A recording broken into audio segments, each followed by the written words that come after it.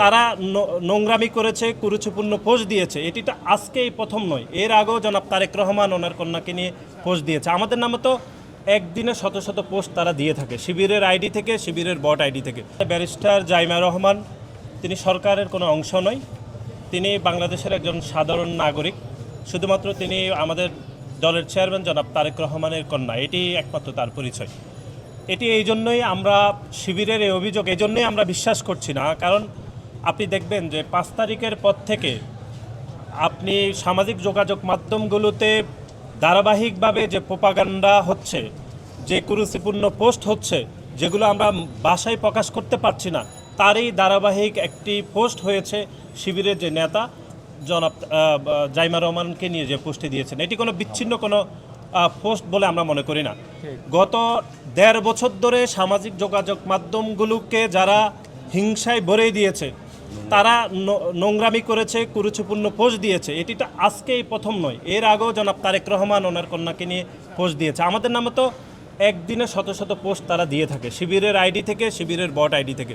সুতরাং এটি কোনোভাবে প্রমাণিত হয় না যে এই পোস্ট তারা দেয়নি। আমরা লক্ষ্য করেছি সামাজিক যোগাযোগ মাধ্যমে এই পোস্টটি দেওয়ার অনেকক্ষণ পরে, প্রায় 5 থেকে 7 ঘন্টা পরে তারা থানায় গিয়েছে।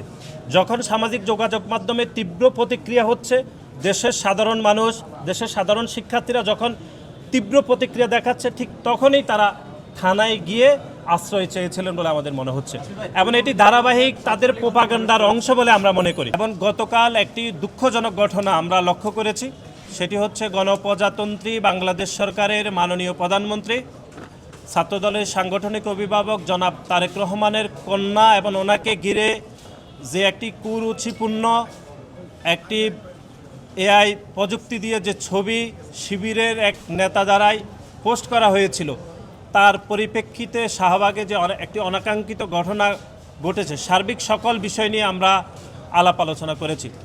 শুরুতে আমি একটা বিষয়ে আপনাদেরকে অবগত করতে চাই, সেটি হচ্ছে শাহবাগের গতকাল যে ঘটনাটি ঘটেছে, সেই ঘটনায় ঢাকা বিশ্ববিদ্যালয় সাংবাদিক সমিতির কয়েকজন সাংবাদিক আহত হয়েছে। সেজন্য আজকের এই জরুরি সাংগঠনিক সভা থেকে আমরা সিদ্ধান্ত নিয়েছি, এ বিষয়ে আমরা একটি তদন্ত কমিটি করেছি এবং আমরা সাংবাদিক সমিতির নিকট দুঃখ প্রকাশ করছি আপনাদের মাধ্যমে।